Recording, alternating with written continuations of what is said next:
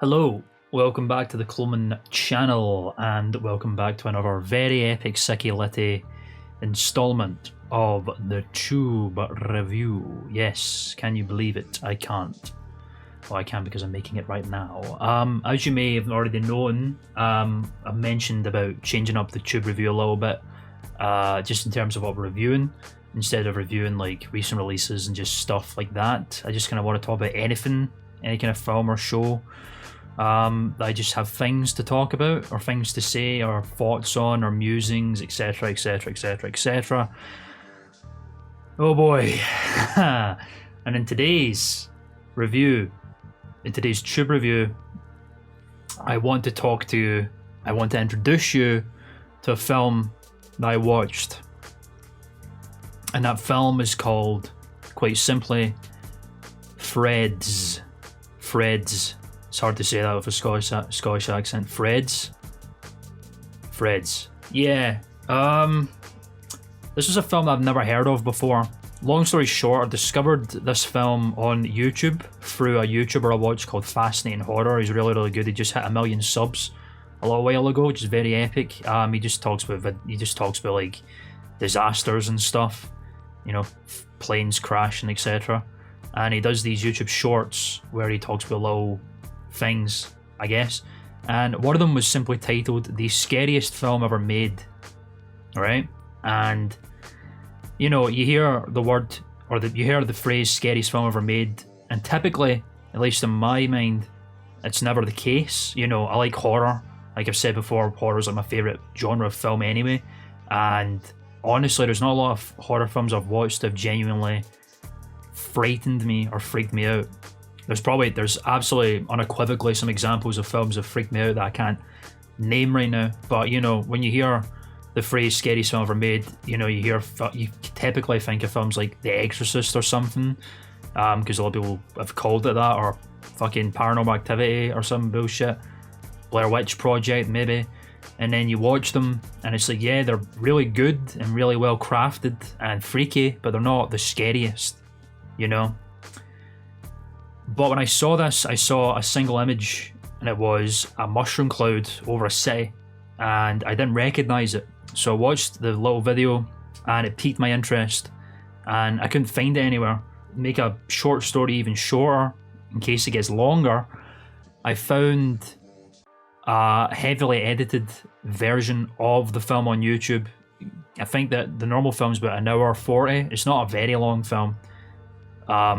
This version was about 30 minutes, but it pretty much compacted the whole film down very succinctly. I watched that film maybe about a month ago, and then I found out that Freds is actually on BritBox, which is a British streaming service which has stuff from like the BBC and ITV on it, and then I watched the whole thing. And basically, Freds was produced or commissioned by the BBC, the British Broadcasting Company, in 1984. It was a direct-to-television film, and it was released pretty much in the midst of the Cold War, where pretty much everyone was convinced that nuclear war was an inevitability, or at the very least very, very likely that it could happen, and there was a lot of fear about that. And this film was about that, and it was called The Scariest Film Ever Made. And that's the brief description I'll give you of Freds, and I'll tell you the non-spoiler review of what I thought about this film going into Freds 1984 TV film. When they said it is the scariest film ever made, you know, I was like, I'm intrigued because I've never heard of it before. I would like to watch it, because if a film's going to call itself the scariest film ever made, I'm buying a ticket, baby. I want to see what's going on. And just watching the half-hour version of the fucking film, it was fucking harrowing. It was so hard to sit through it and watch it. It was gut-wrenching, it was skin-crawling, it's that weird feeling that you get when you're watching what is purportedly the scariest film ever made, where it's just a fucking continual growing sense of dread and abject terror, because this film does a very, very good job of making you feel like you're part of the complete horrifying things going on within it. Because like I said, this came out in the height of the Cold War, where nuclear war was a genuine worry for a lot of people. And in the UK, which is that's where this film's set, obviously it's set in Sheffield in England, which is what makes the film even more fucking terrifying and horrifying for me, because it's not local to me. Obviously I'm in Scotland, but England's right on the border, and Sheffield is further up in the north of England, which is basically closer to me in Scotland than it is any other place in England. So it's right fucking there, and it's very close to home, especially when you're seeing a lot of familiar UK things like fucking Sainsbury's or something, which is there's a lot of stuff like that. Basically what I'm saying is it felt very local to me, which made it even more fucking horrifying. But yeah, you can hear about it, you can read about it. The fear of the Cold War and like nuclear destruction was fucking real. Like my mum, who grew up in the 80s, I asked her if she'd seen the film, and she said yes, because I was convinced, and I read a lot of comments, a lot of people were either exposed to the film because of the real threat of nuclear war in the UK, or they were like made to watch it in school or something, which I cannot fucking imagine that to be the case, because this film is harrowing as fuck. And she was telling me about really how real it was, in terms of like their parents used to get, like, if nuclear war was going to happen, slit your kids' fucking throats before you slit yours, kind of thing. As in, like, get it over and done with before it happens. And that's like real shit. That's fucked. Do you know what I mean? That's fucking crazy to me. And that's not that long. That's like 30 years ago. Christ almighty. Good God. And that's what this film's all about. If nuclear war was to happen. And the results are incredibly real looking, absolutely horrific to watch, and I think that's one of the biggest reasons why the film is so horrifying to watch. And like, I'm not exaggerating, it makes you feel fucking awful, terrible inside, dread and just brooding afterwards. Like, I was in a funk for like I watched it at night, and then I was like literally like not really wanting to sleep afterwards, and the day after it's like a complete and utter funk for the rest of the day, just this post horrifying film depression that kicked in. I don't think it's as bad as some people made out. Some people are like, it was like a couple of days to a week, and then it's like hard to go back to watch it. I've watched it again recently, and I did not have the same feeling. It's still an absolutely phenomenal. It's a phenomenal fucking film. Don't get me wrong. That's the whole point. It's a great movie, but I was not hit with that abject sense of sheer horrifying, brooding dread that I got hit with the first time that I watched it. But that's just because I knew it was coming. It's still not easy to watch. Don't get me wrong, but that whole initial feeling that I got, even from watching the 30-minute version, did not come back. Maybe I need to watch it again after a break to see if it happens again, but there's still certainly scenes where it's like, oh good God, fuck, this is not good, I don't like it. But yeah, my point is, what I was going to go to is, I think that's one of the reasons, for me personally, I think for a lot of other people, is why Fred's is genuinely such a horrifying film, because it's not about killers wearing masks, it's not about ghosts and spooky spirits, it's not about fucking shaky cams walking through a house, it's not about night vision or any of these other tropes. It's about a very, very real fear, which is nuclear fucking war, which is something that has never really gone away since everyone became armed with nuclear weapons, right? Like, especially all the biggest powers in the country, in the world, are armed with nuclear weapons, and it's essentially a case of everyone's got a fucking gun to their heads, you know?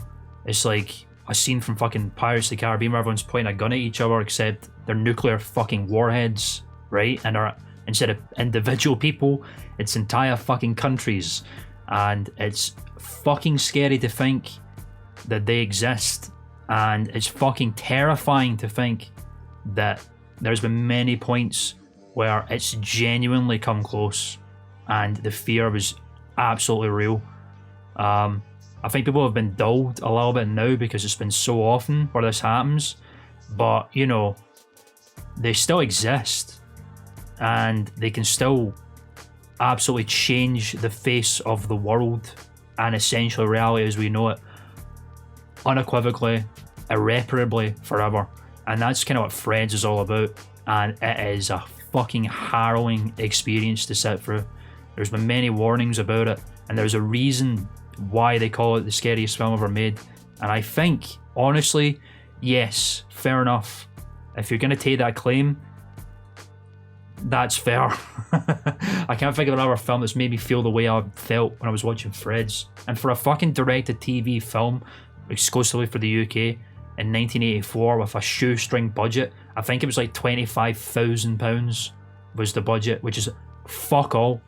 And even in 1984, that's absolutely fucking nothing. It's so impressive how they're able to make this happen with such a shoestring budget and make it feel so raw and real, like you're really there experiencing this just fucking horrifying world that's been born from this very real situation. And all the touch points to the build up to it, to the reactions of the public, to the events that happen, like the scientific accuracy of what happens during this event, this post-nuclear world, is very real, and it's very well researched and very well studied, and everything about it, that from the acting to the practical effects to stock footage to the way the film's edited, especially to the way it's been composed, to the way it's been like the sequencing and all that kind of stuff, is damn impressive.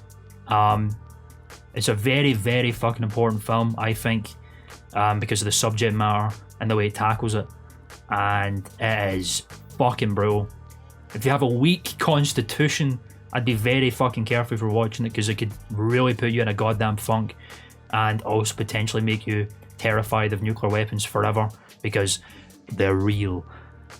I'm not that party, but it certainly kind of highlights this kind of hypothetical situation that has been very close to happening, and it makes you kind of think about it in a different light in the way that the film's been made.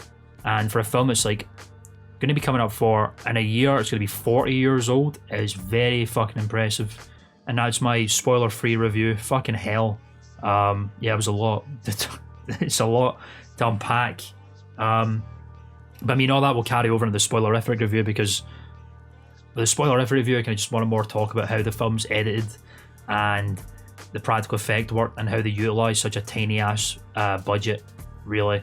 And the acting and all that kind of stuff, and all these very smart directorial choices and production choices that were made when making this film, and how it makes it so impactful and why it works the way it does, and how it genuinely fucking terrifies you. It's very impressive. Very impressive. So as I've said already, the film is set in Sheffield in England in 1984, obviously. And the plot is a very simple start to the film. It's almost like a soap, like a British soap that you might watch, like fucking Coronation Street or EastEnders. It's just a couple of fellas. It's like primarily focused on two families who are connected by a very young couple, or probably about my age range, like early to mid-20s, who are in a relationship, and they basically have an unexpected surprise and a kid's on the way, and they're basically building their life together and just kind of living life, and that's basically the whole start of the film. But the dialogue and that's the point, it brings you in immediately because of how realistic it is. The actors that were chosen for Threads were purposefully unknown actors, because the decision was they were originally going to bring in people from soaps like EastEnders and stuff like that, but they decided against it because they figured if they had recognisable actors who you could go, oh, that's so-and-so, that's fucking June Brown, that's Dot from fucking EastEnders or something, it kind of takes you out of the world and the scenario and the horror a little bit, because you can distance yourself from it, because they're clearly actors, and obviously they still are actors, but the point is they're so regular and they're unknown and you don't know who the fuck they are. There's not a single actor in this film that I know. They probably went and had careers on later on, I don't know. I imagine that to be the case, but they purposely picked people that were not recognisable, and that makes them more relatable because they're just people.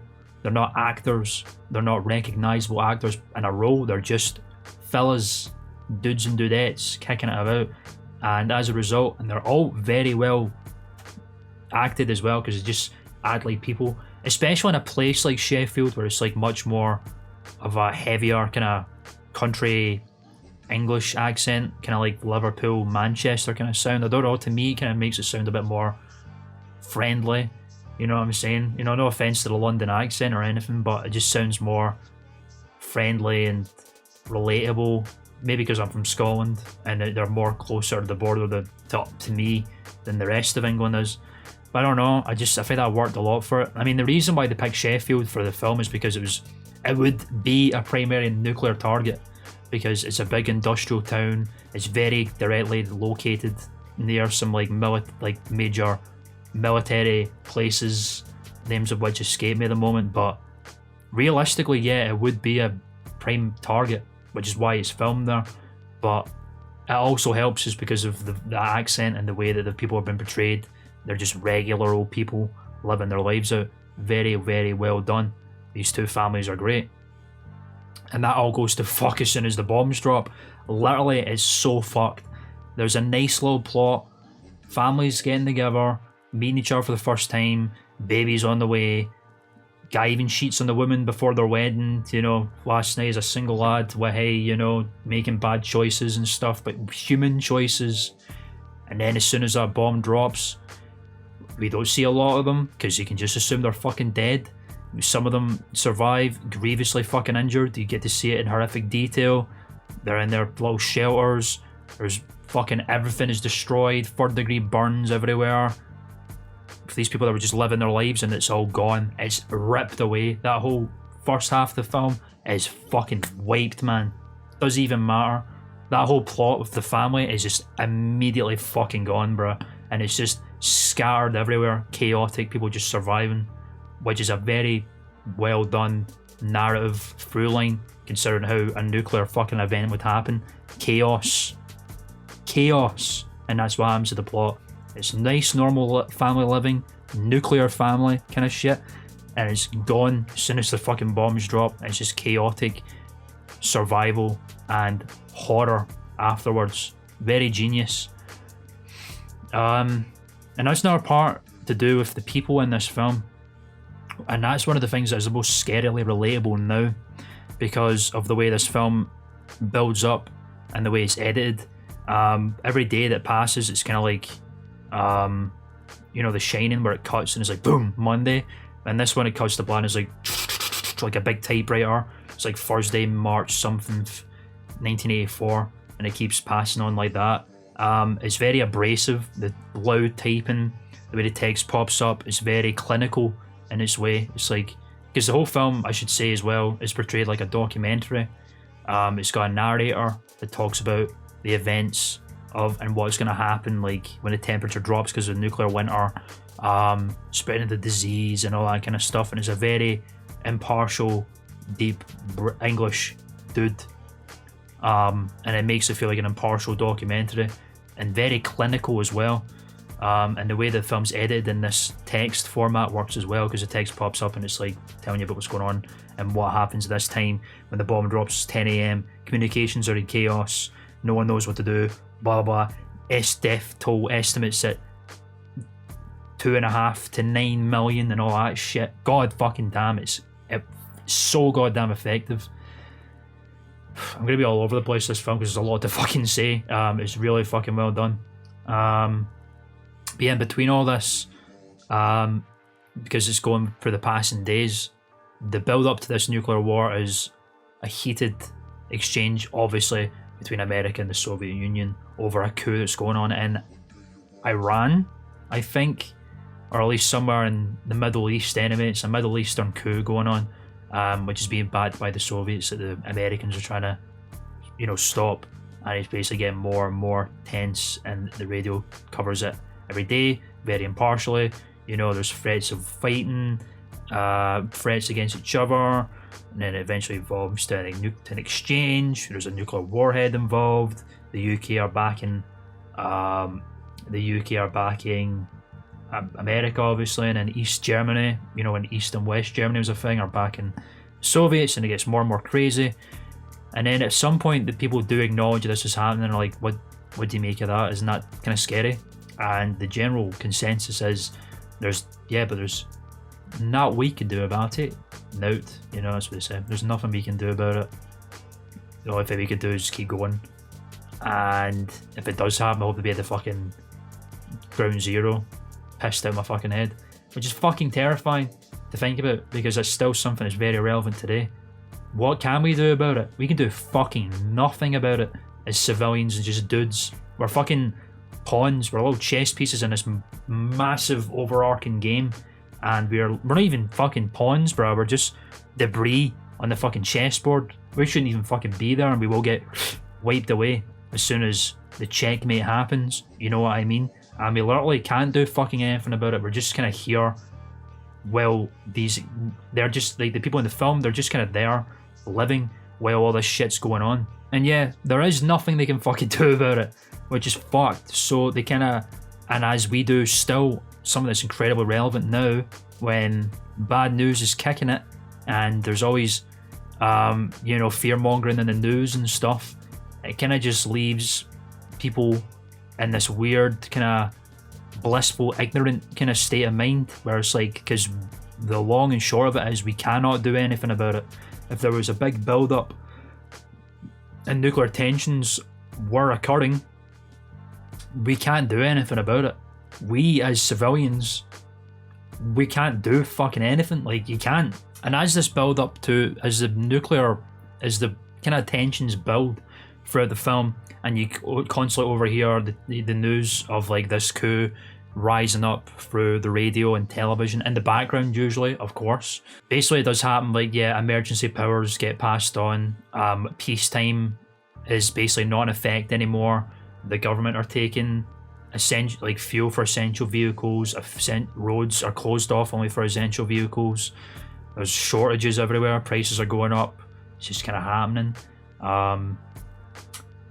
And this is where it's very interesting, because if you don't know, this is where it gets really fucked. In the UK, throughout the 80s, as a precaution, and this is a recurring theme of the film as well, precautionary stuff, right? Whenever all these emergency powers and stuff are getting passed on, they do not ever declare an emergency. It's all precautionary. It's being incredibly anal in case, probably not in case something happens, which is kind of what the government, I feel like, would do. You know what I mean? And the whole thing, the film's supposed to be impartial. There's no politics involved, which is good. It's just supposed to show the hard fucking facts. This is what would happen, dependent on background research and evidence. This is what would happen if this horrifying event would occur, right? So there's no real politics involved. It's quite impartial, although, of course, there are the case of protest, people that you should disarm, what's going to be, you know, blah blah, and then there's like a lot of back and forth in the crowds. And then there is the case of, they do kind of make the point that the government remains impartial to not warning. It basically makes the point that the government does not make any warnings at all. It's more precautionary stuff, which has kind of got a bit of a political stance on it if you believe that the government would do such a thing. However, it seems very realistic. I don't think the government would want to immediately say nuclear war is inevitable, everyone hide. I don't know if that's a good or a bad thing either, but the reality is, in this film, it's all precautionary stuff, and it basically makes people go on as normal. Some people, you know, are worried that will happen. People are starting to make shelters, people are driving out into the country, but it's all like precautionary. It's all in case, but you can kind of see in the film it's kind of going to happen, and the kind of government knows it's going to happen at some point, but they don't raise alarm bells per se. It's all precautionary stuff. And the point I was going to make is, in the UK in the 80s, they produced these booklets and also educational videos that were called Protect and Survive. And what Protect and Survive was, it was basically literally hints, tips and tricks on what to do for your family if nuclear war was to happen. It was supposed to be distributed to families and stuff. It was supposed to be on television. It never happened, contrary to belief. A lot of people have this mad Mandela effect that it did happen. It didn't. It was supposed to be, you could buy the booklet, I think is what it was. They released the booklet to purchase, but it was to be like in emergency states. It was to be handed out to people in houses and stuff. It didn't happen. But these are real booklets, and they actually play these Protect and Survive films later on down the line in the film, which is even freakier because it's so impartial. It's like talking about, in the case of nuclear fallout, hide in your homes. Fallout is invisible and very deadly, and all that kind of stuff. And then it goes in like, if a family member dies in the household, please wrap them up in bags and leave them outside, and leave a note saying their name and address and that kind of thing. If it is safe to go outside and all that shit, it's fucked.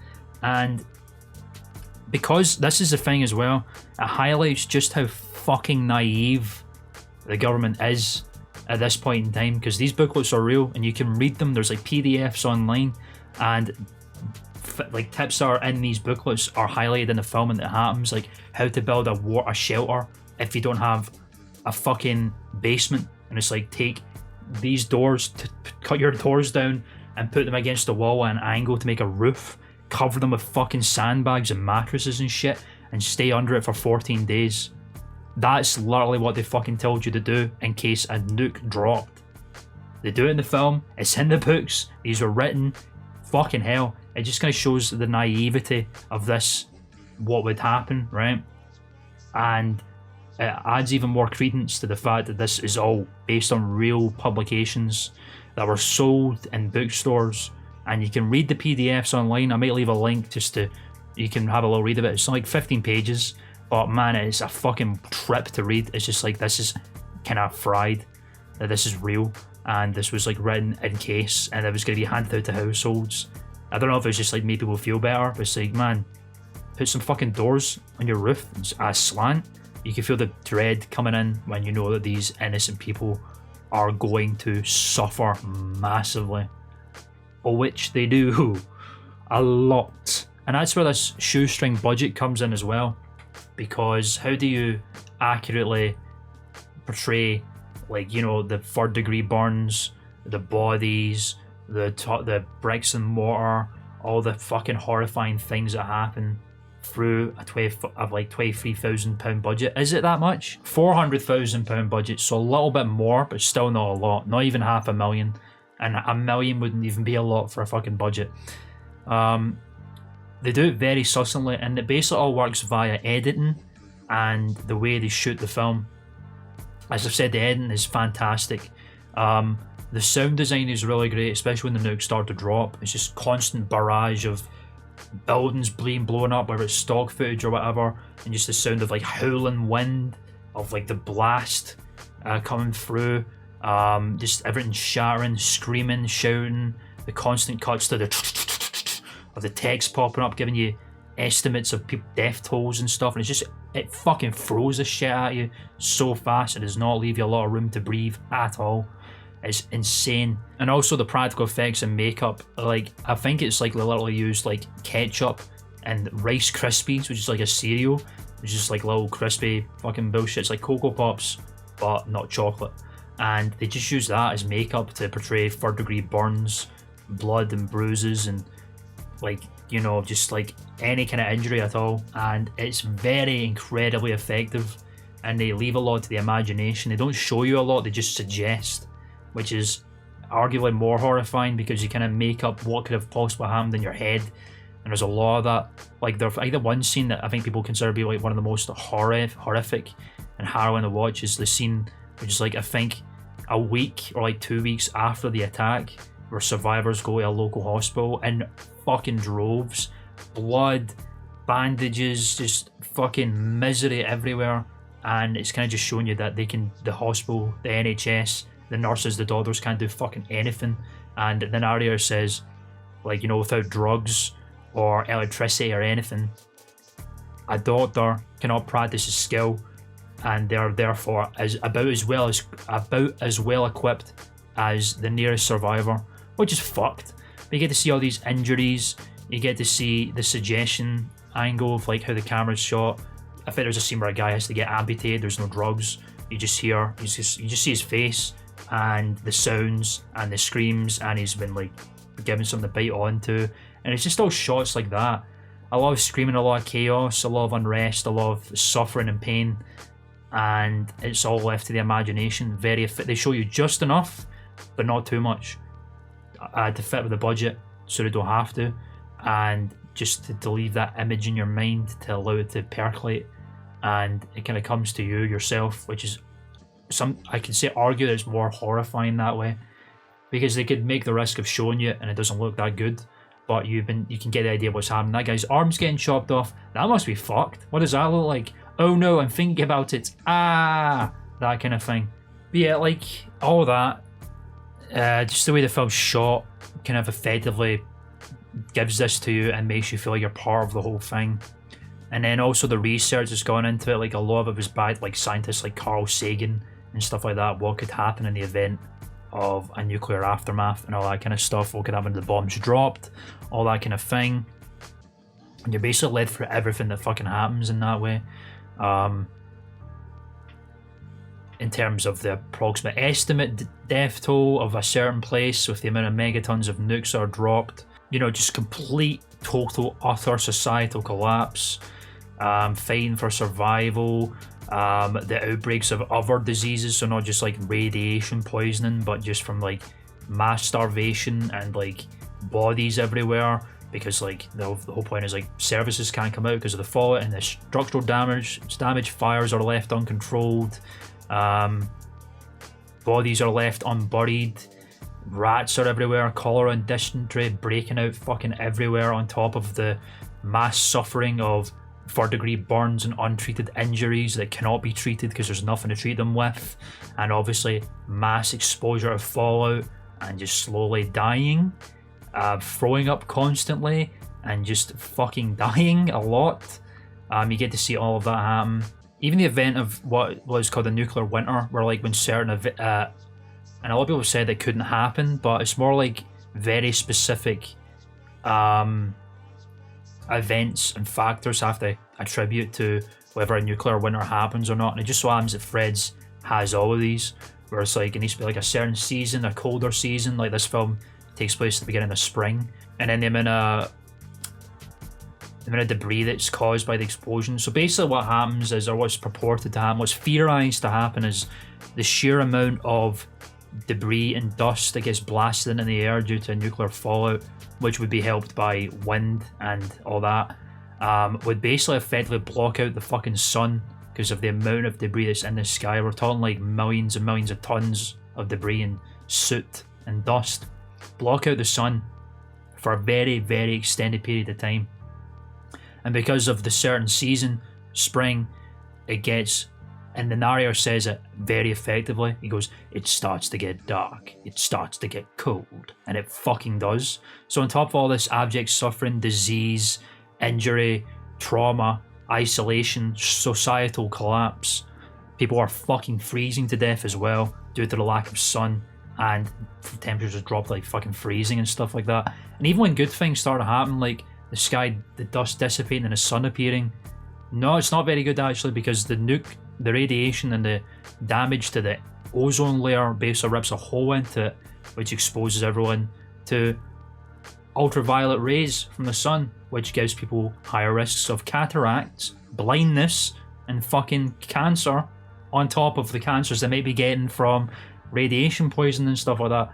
So it never gets fucking better, essentially. It's always fighting for survival. You see fucking horrific clips of like people's silhouettes, people walking, trying to farm what is nothing to farm and harvest. People just basically dropping dead. People just walking over them because, you know, it's happening anyway. This is basically what it is. Populations drop to medieval levels. Society just fucking regresses. And what's left of the government are basically now martial law. Like if you steal, you'll get fucking shot in the street and all that kind of thing, because that's just like what they fucking have to do, it seems. You have to work to survive. You eat or you die. There's no such thing as being paid. There's just getting fed. And what we see of the government in this film are woefully unprepared as well. Like, You see them going to the bunk. It's like organised people who might just learn about their jobs a couple of days ago, like trying to organise where people are going to go, sheltering, food supplies, where the food's going to go, when it should be distributed, who should be getting what, who should be getting fed, how much should be getting fed, where criminals are going to go, all that shit. And it's just fucking chaos. How do you organise an entire goddamn country that basically doesn't exist anymore? We were just dissipated everywhere. You fucking can't. That's the point. It's fucked. The whole thing is fucked, and it's horrifying. I say again, horrifying to watch. That's the fucking point of this. It doesn't make you feel like you're just watching a film, because it's such a real thing. It's a real scenario. And during a time in the UK's history where it was a genuine, real risk, or at least worry and fear and terror that this situation could happen. The blissful ignorance that comes alongside it, and the events that happen, and the backing of research, and everything that you basically get shown on the screen does not let you just think it's just a film. At least for me, I can now, to an extent. The first time I watched it, absolutely fucking not. You are basically dragged into this world and basically made to fucking witness it. And it's so raw and real and impactful, and it leaves you restless and fucked and woeful after it. It is a powerful fucking film. And it's fantastic as well. That's the point, is I preface that it's a really, really, really good fucking film. Should it be called the scariest film ever? Sure, fine. And especially because it's not a horror film. It's just the events are so horrifying and real and raw that you could basically class it as a horror film. Technically, it's like a war drama film, post-apocalyptic kind of drama film. I would just call it straight out fucking real horror. You know what I'm saying? This ain't Fallout, baby. This ain't Bethesda. This ain't no Vault Boy. It's death and despair everywhere. Oh no. So yeah, Fred's is an absolutely devastating film to watch, especially when you see the days of the attack turn into weeks, turn into months, and eventually I think in total 17 years pass, and you basically just see that absolutely nothing gets better, particularly with that fucked ending. Fuck that ending, good god. Oh no. And like I said, the whole film is based on two families. Did you remember that? You forget all about it as soon as the bombs drop, because it's just all gone. But the whole film basically focuses on the woman who's in the relationship with the guy. We never see that guy after the bombs drop. Well, at least after the rest of the bombs drops, like 3 in total get dropped. So after the first one, he's like trying to get back to his house, and then once the rest of them drop, you never see him in the fucking film again. But her story is horrifying as a pregnant young woman. It's just, oh man, that's the worst part. Those kind of bits where you know she's got a kid in the way in this irradiated, apocalyptic wasteland filled with abject poverty. Like, poverty isn't even the fucking word, just mass homelessness and mass disease and starvation and all that. And just seeing this progression happen, it's just fucked. It's really fucked. But it's great. Like I say, good film. Just brace yourself when you watch it. I do not say that lightly. I'm not kidding. Really, you should brace yourself before you watch it, because it is a devastating piece of film. Especially for a television film that was just on for people to watch, you know, on the BBC.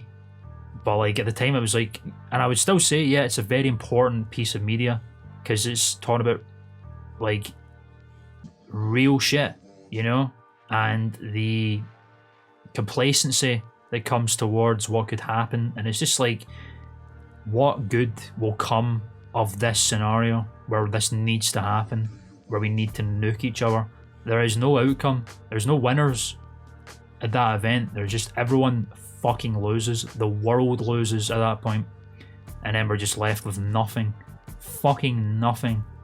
And as real or like far or near as that situation could be, we've come close.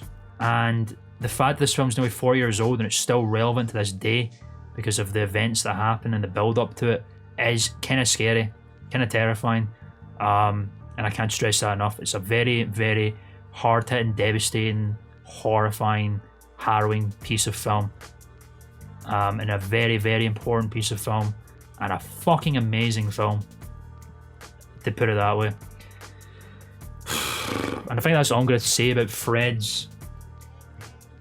Ordinarily, I would pull out the epic to lame ratio. There it is there. Just to, you know, there it is, in case you don't know about it. But I'm not going to use that. Fuck off. I'm not going to use the epic to lame ratio because it just does not seem the kind of film where I want to rate it. This film is epic, you know, this film's lame. Fuck no, man. It's fucking Fred's. It's a horrifying post-apocalyptic nightmare realm. The only thing I can do is I'm sticking it in Fred's tier. It's Fred's. There's nothing else I could do about it. It's fucking Fred's. Watch it. If you've got BritBox, go and watch it. It's there on it right now. Just type in Fred's and you can find it. If you can't have access to it, buy the DVD. It's got like cool. I've not got a DVD, but I think it's got like some cool things on it. It's like high resolution and stuff. If you don't want a DVD, watch the 30-minute abridged version on YouTube. It's like in 4 parts. It pretty much summarizes everything you need to know. There's some clips missing and some story arc elements missing. It's primarily a lot of the opening of the film. It's basically just all the highlight moments, the build-up and the aftermath and all that. And a lot of the rest of it's gone, missing from it. But it's pretty much, it certainly makes you feel the exact same way. First thing I watched, and I certainly felt like, oh fucking no, this is horrifying. Ah, shit. Yeah, and that's the review. Good film to start with when I wanted to just talk about anything. But, you know, it's a film that stayed with me and was in my mind for a long time. And it's the kind of thing I want to talk about on the tube review. Films like Fred's. Not as horrifying or harrowing as Fred's. There's some nice ones too. I've got some in my mind I want to talk about. But, yeah, that's one of them. Fred's 1984. Check it out if you want to suffer. Goodbye.